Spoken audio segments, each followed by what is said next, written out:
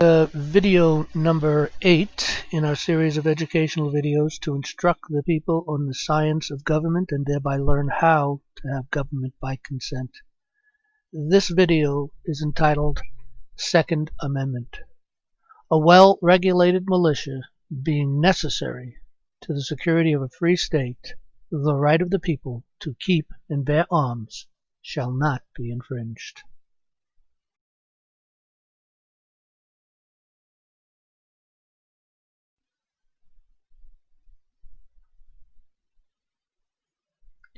The purpose of this memorandum is to make a clear case that the people must guard and defend liberty, if necessary, by exercising of our inalienable right to secure by the Second Amendment when called upon. Liberty is a blessing of God that few have found. Its immunity from foreign-controlled government. It's the power of acting as one thinks fit without any restraint or control unless by the laws of nature's God. It includes and comprehends all personal rights and their enjoyments. It was founded in righteousness, and when proclaimed, it had to be defended with blood. Its price is eternal vigilance. Patrick Henry said, "Is life so dear, or peace so sweet, as to be purchased at the price of chains and slavery? Forbid it, Almighty God. I know not what course others may take, but as for me, give me liberty, or give me death."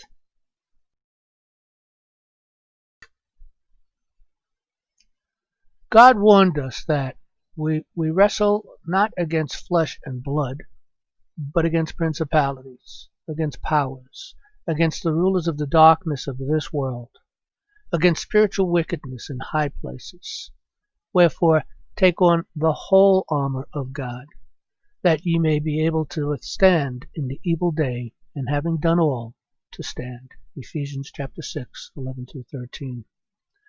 Liberty is twofold. First, it is deliverance from the bondage of the flesh, and thereby liberating us in the spirit, whereby we then walk in morality and live by nature's natural law principles, clothed with his spiritual armor.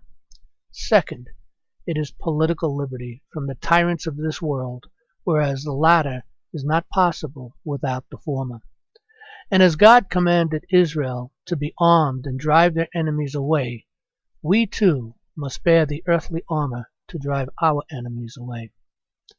Benjamin Rush to Catherine Malakale on January 18, 1769 said, "Political freedom includes in it every other blessing. All the pleasures of riches, science, virtue, and even religion itself derive their value from liberty alone.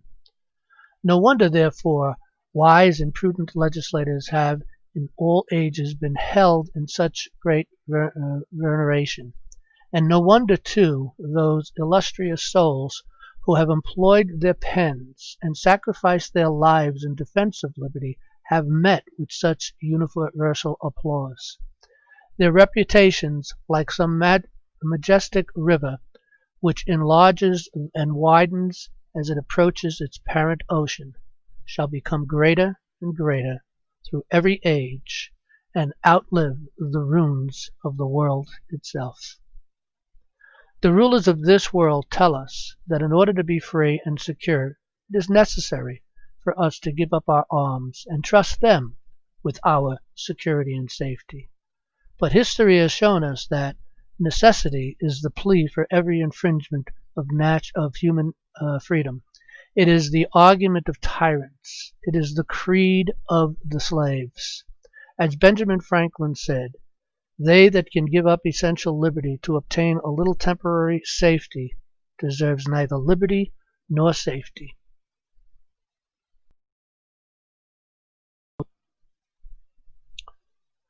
Liberty in this world is rare, and history recalls that it was gifted and lost only once in 1400 BC by the nation of Israel. And in 1776 it was gifted a second time to the people who called by his name. And today it is the duty of the people to secure it before it is lost again. In Genesis chapter 1 verse 28, God blessed his children and commanded them to subdue the earth. We must never let the weight of the deep state endanger our liberties or democratic processes. We should take nothing for granted. We must guard against those who for millenniums strive to possess our land by deceit and by force and fill the face of the world with their dark cities. It is the people's duty to secure the blessings of liberty to ourselves and our posterity, and therefore we the people codified our sovereign unalienable right via the Second Amendment, in that a well-regulated militia, being necessary to the security of a free state, the right of the people to keep and bear arms shall not be infringed. The history of the servants within our present government, like our founding fathers of yesterday, is a history of repeated injuries and usurpations, all having in direct object the establishment of an absolute tyranny over these states. To prove this, let the following facts be submitted.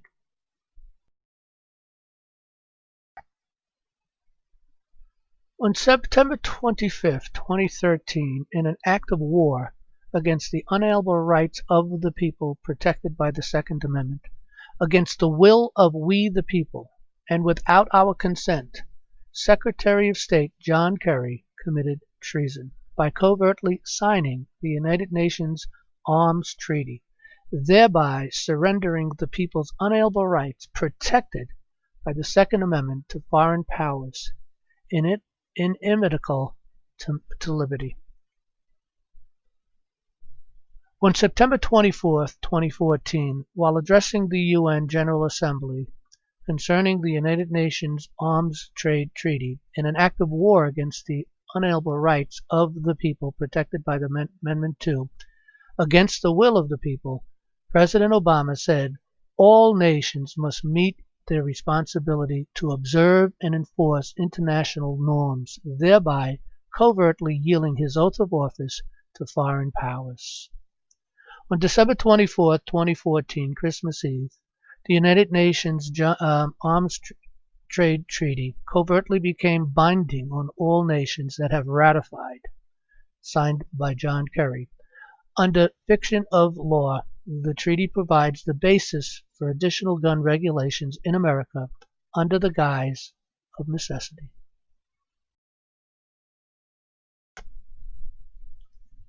Why governments disarm people? A legal evil.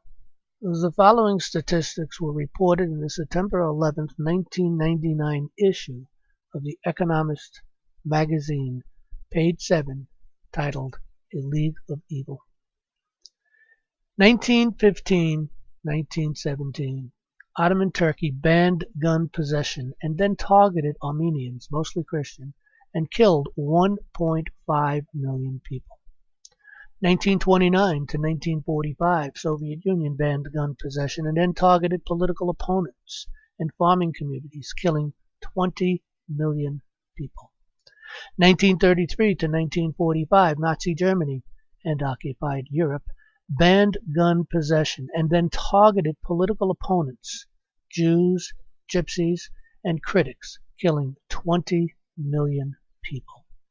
1927 to 1949, Nationalist China banned private ownership of guns and then targeted political opponents and army conscripts and others, killing 10 million people. 1949 through 1952 and 1957 to 1960 and 1966 to 1976, Red China instituted the death penalty for supplying guns to counter-revolutionary criminals, and anyone resisting any government program and then targeted political opponents killed 20 to 35 million people. 1960 to 1981, Guatemala banned gun possessions and then targeted Mayans, other Indians, and political enemies, killing 100 to 200,000 people. 1971 to 1979, Uganda registered gun owners instituted warrantless searches and then targeted Christians and political enemies, killing 300,000 people. 1994, Rwanda registered gun owners, and then targeted the Tutsi people, killing over 800,000 people. Unarmed people have no defense against a demoniacal government. In the 20th century alone, governments killed a total of 262 million civilians. Nobel Peace Prize finalist R.J. Rummel, in an update to statistics originally presented in his Death by Government Transaction publication, 1994.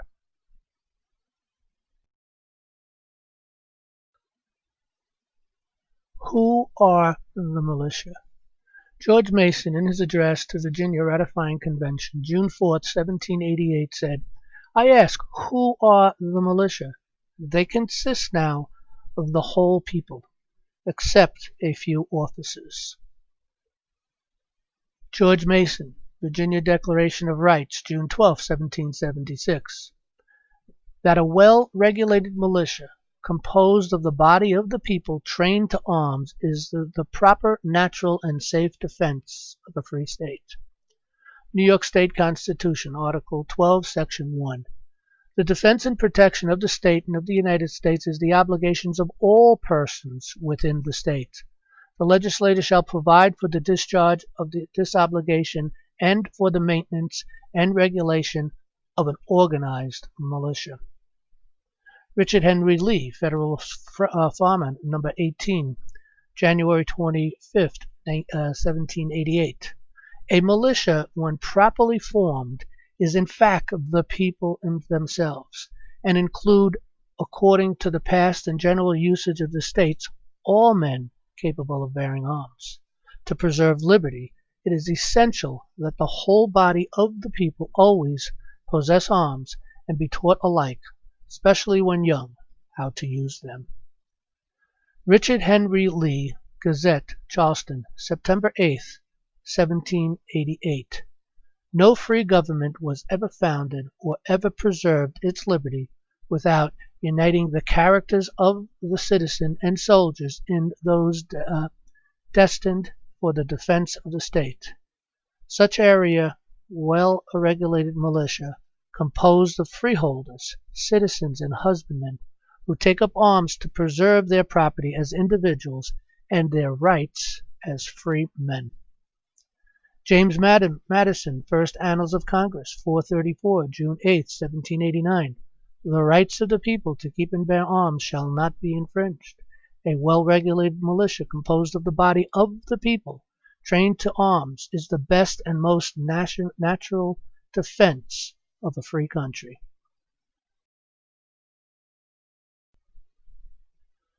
Our founding fathers on the Second Amendment. If the people have no experience with arms, how can they defend themselves, neighbors, and our nation if called upon? George Washington, in the debates of the Massachusetts Convention of February 6, 1788, said, "The Constitution is to be never construed to authorize Congress to infringe the just liberty of the people of the United States, who are peaceable citizens, from keeping their own arms." George Washington, in a letter to George Mason, April 5, 1769, said that no man should scruple or hesitate a moment to use arms in defense. John Adams, in a speech to U.S. Congress, January 8, 1790, said, "A free people ought not only to be armed, but disciplined."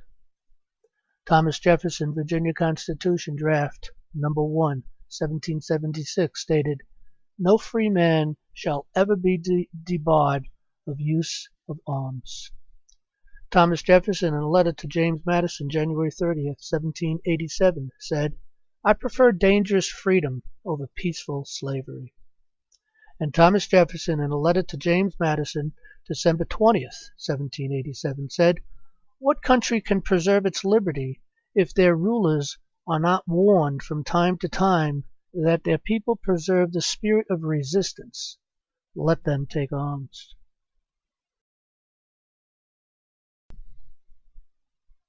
Thomas Jefferson, Commonplace Book.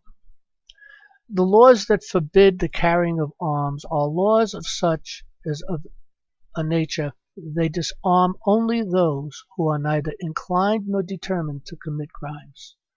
Such laws make things worse for the assaulted and better for the assailants. They serve rather to encourage than to prevent homicides, for an unarmed man may be attacked with greater confidence than an armed man. Thomas Jefferson, letter to Peter Carr, August 19, 1785. A strong body makes the mind strong. As to species of exercise, I advise the gun. While these gives moderate exercise to the body, it gives boldness, enterprise, and independence to the mind.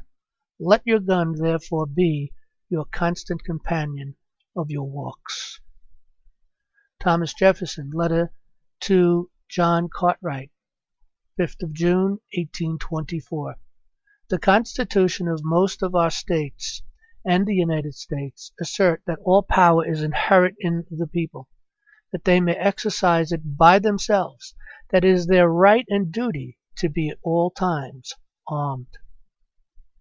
Benjamin Franklin, democracy is two wolves and a lamb voting on what to have for lunch. Liberty is a well-armed lamb contesting the vote. George Mason, the debates in the several states convention on the adoption of the federal Constitution, June 14, 1788. To disarm the people is the most effectual way to enslave them.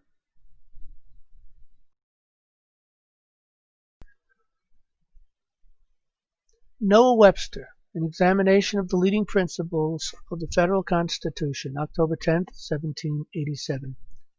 Before a standing army can rule, the people must be disarmed, as they are in almost every country in Europe. The supreme power in America cannot enforce unjust laws by the sword, because the whole body of the people are armed and constitute a force superior to any band of regular troops. Patrick Henry, in speech to the Virginia Ratifying Convention, June 5, 1778. God would jealous attention to public liberty. Suspect everyone who approaches that jewel. Unfortunately, nothing will preserve it but downright force. Whenever you give up that force, you are ruined. The great object is that every man be armed. Everyone who is able might have a gun. Patrick Henry debates in the several states conventions on the adoption of the federal Constitution. Are we at last brought to such humiliation and degradation that we cannot be trusted with arms for our defense? Where is the difference between having our arms in possession and under our direction and having them under the management of Congress?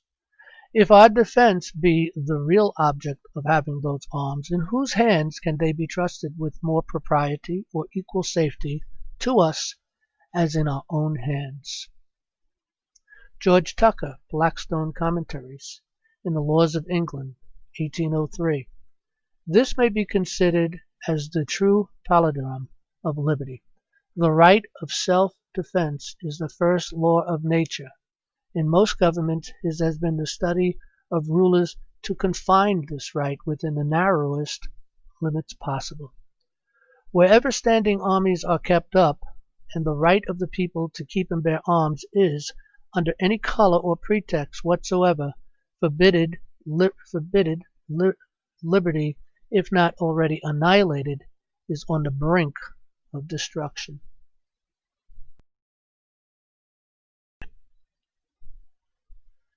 Thomas Paine, Thoughts on Defense War, Pennsylvania Magazine, July 1775. The supposed quietude of a good man allures the ruffian, while on the other hand, arms, like laws, discourage and keep the invader and the plunderer in awe, and preserves order in the world as well as property. The balance of power is the scale of peace. The same balance would be preserved were all the world destitute of arms, for all the world be alike, for all would be alike. But since some will not, others dare not lay them aside.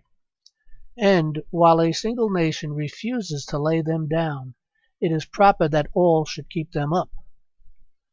Horrid mischief would ensue were one half the world deprived of the use of them. For while avarice and ambition have a place in the heart of man, the weak will become a prey to the strong. The history of every age and nation establishes these truths, and facts need but little argument when they prove themselves. Samuel Adams, Massachusetts, ratifying convention, 1788. And that the said Constitution be never construed to prevent the people of the United States who are peaceable citizens from keeping their own arms. Joseph Story, Commentaries on the Constitution of the United States, 1833. The right of the citizens to keep and bear arms has justly been considered as the paradigm of the liberties of the Republic, since it offers a strong moral check against the usurpation and arbitrary powers of rulers, and will generally, even if they are successful in the first instance, enable the people to resist and triumph over them. Alexander Hamilton, Federalist number 28.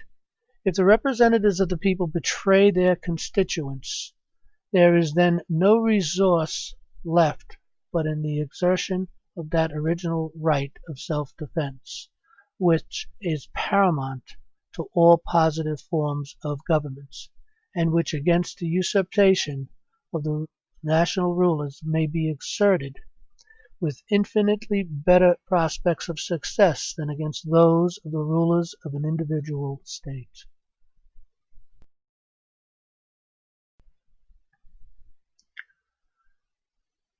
Trent Cox, Philadelphia Federal Gazette, June 18, 1789. As civil rulers, not having their duty to the people before them, may attempt to tyrannize, and as the military forces, which must be occasionally raised to defend our country, might pervert their power to the injury of their fellow citizens, the people are confirmed by the articles in their right to keep and bear their private arms. Trenchy Coates, Pennsylvania Gazette, February 20th, 1788. The militia of these free commonwealths, entitled and accustomed to their arms, when compared with any possible army, must be tremendous and irresistible. Who are the militia? Are they not ourselves? Is it feared, then, that we shall turn our arms, each man against his own bosom? Congress has no power to disarm the militia. Their swords and every other terrible implement of the soldier are the birthrights of an American. The unlimited power of the sword is not in the hands of either the federal or the state governments, but where I trust in God, it will ever remain in the hands of the people. John Dickinson, July 6, 1775. With heart's fortitude, with these animation reflections, we most solemnly before God and the world declare that exerting the utmost energy of those powers with our beneficent Creator hath graciously bestowed upon us the arms we have compelled by our enemies to assume, we will, in defiance of every hazard, with unabating firmness and perseverance, employ for the preservation of our liberties, being with one mind resolved to die freemen rather than to live as slaves. Roger Sherman debates on 1790 Militia Act. Conceive it to be the privilege of every citizen, and one of the most essential rights, to bear arms, and to resist every attack upon his liberties or property, by whomsoever made. The particular states, like private citizens, have a right to be armed, and to defend by force of arms their rights when invaded. Zachariah Johnson, Virginia, ratifying convention, June 25, 1788. The people are not to be disarmed of their weapons. They are left in full possession of them.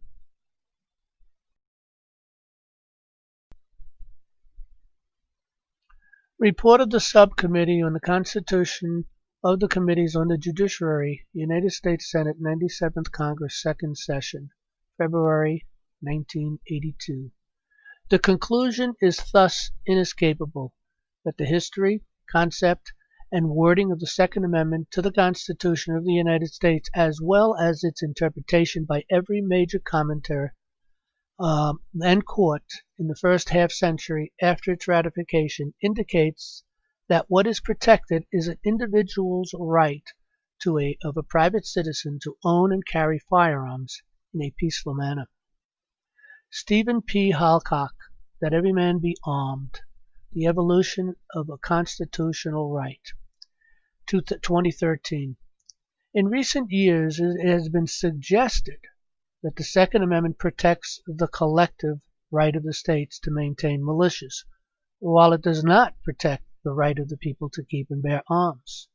If anyone entertains this notion in the period during which the Constitution and the Bill of Rights were debated and ratified, it remains one of the most closely guarded secrets of the 18th century, for no known writer surviving from the period between 1787 to 1791 states such a thesis. Yoshimiya Ishikawa, Japanese author and social commentator, quoted in the Japanese Overcome Culture, Americans have the will to resist because you have weapons.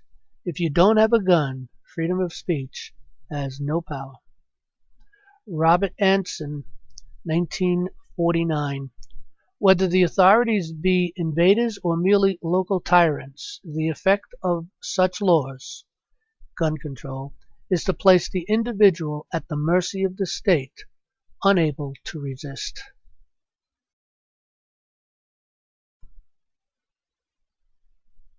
In the Militia Act of 1792, the Second Congress defined the militia of the United States to include almost every free adult male in the United States. These persons were obligated by law to possess a firearm and a minimum supply of ammunition and military equipment. This statute, incidentally, remains in effect into the early years of the 20th century as a legal requirement of gun ownership for most of the population of the United States. There can be little doubt from this that when the Congress and the people spoke of a militia, they had referred to the traditional concept of the entire populace capable of bearing arms, and not to any formal group such as what is today called the National Guard. The purpose was to create an armed citizenry, which the political theorists at the time considered essential to ward off tyranny. From this militia, appropriate measures might create a well-regulated militia of individuals trained in their duties and responsibilities as citizens and owners of firearms. If gun laws, in fact, worked, the sponsors of this type of legislation should have definitely drawn upon a long list of examples of crime rates reduced by such legislation. That they cannot do so, after a century and a half of trying, they must sweep under the rug the Southern attempt at gun control in the 1870s to 1910 period, the Northeastern attempts in the 1920 to 1939 period, the attempts of both federal and state levels, 1965 to 1976, establishes the repeated, complete, and inevitable failure of gun laws to control serious crimes. Immediately upon assuming chairmanship of the Subcommittee of the Constitution, I sponsored the report which follows as an effort to study rather than ignore the history of the controversy over the right to keep and bear arms. Utilizing the research capabilities of the Subcommittee of the Constitution, the resources of the Library of Congress, and the assistance of constitutional scholars such as Mary Karen Jolly, Stephen Halbrook, and David T. Hardy, the subcommittee has managed to uncover information on the right to keep bear arms, while documents quite clearly its status as a major individual right of American people. We did not guess at the purpose of the British 1689 Declaration of Rights. We located the journals of the House of Commons and private notes of the Declaration's sponsor, now dead for 2 centuries. We did not make suppositions as to colonial interpretations of that declarational right to keep arms. We examined colonial newspapers which discussed it.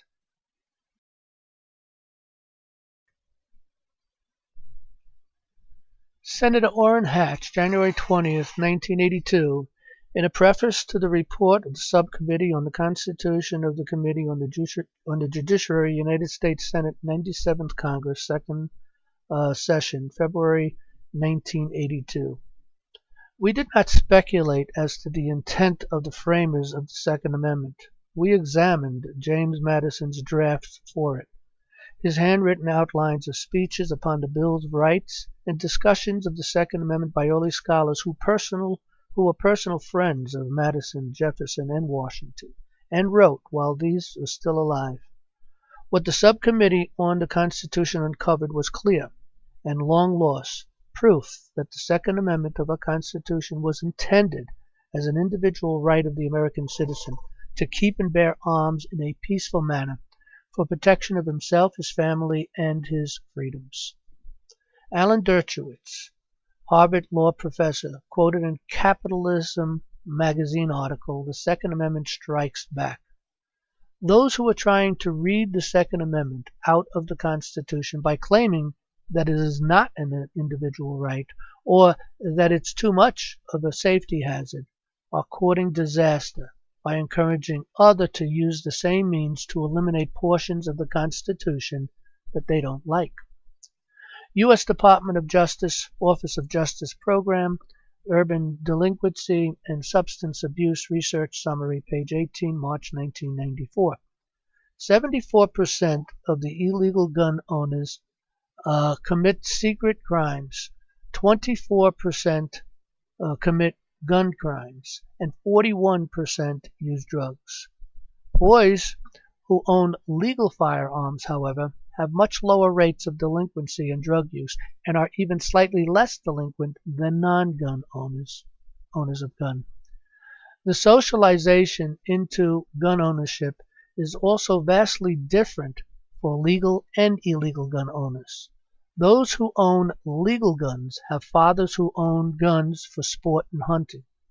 On the other hand, those who own illegal guns have friends who own illegal guns and are far more likely to be gang members. For legal gun owners, socialization appears to take place in the family. For illegal gun owners, it appears to take place on the streets.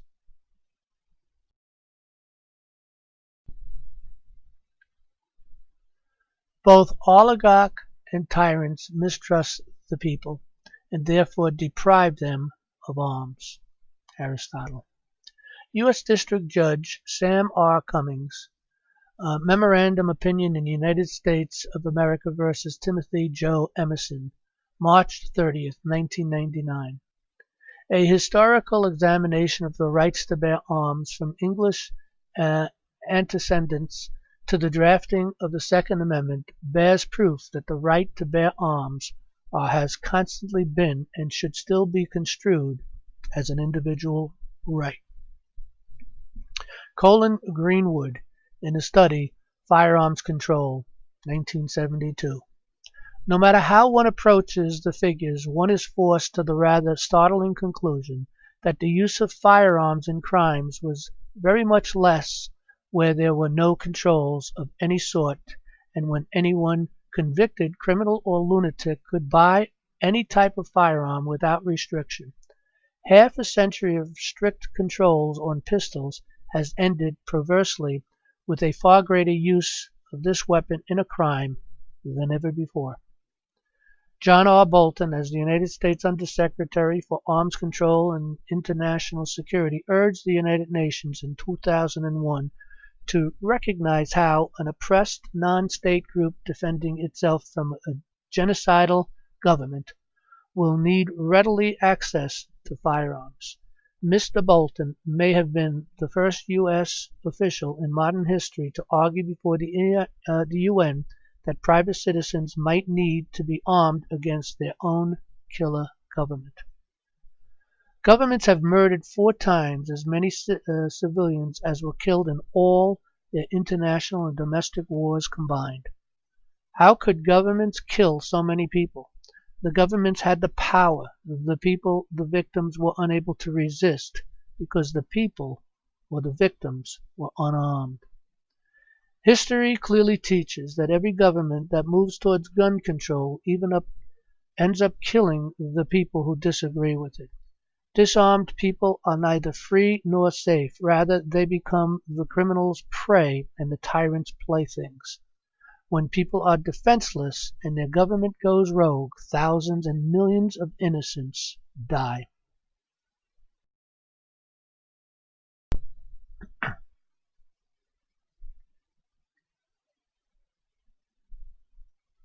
George Mason.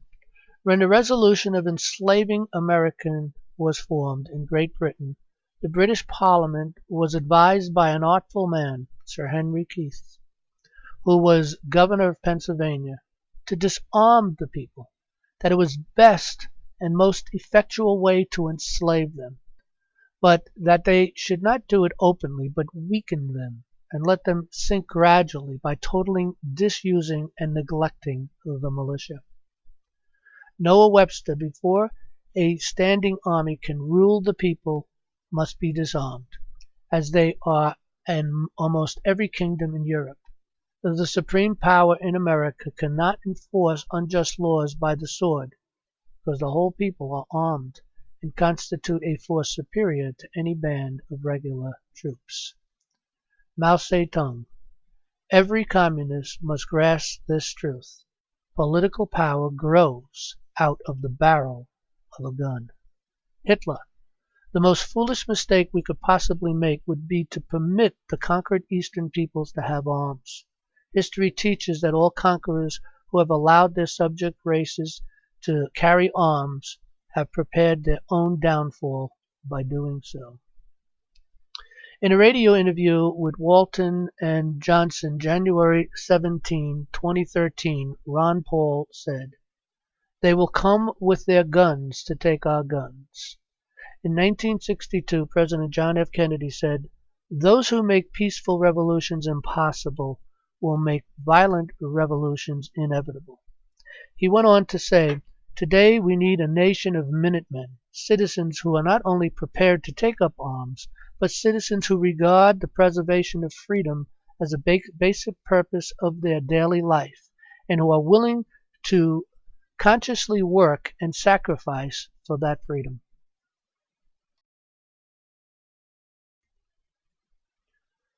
Conclusion.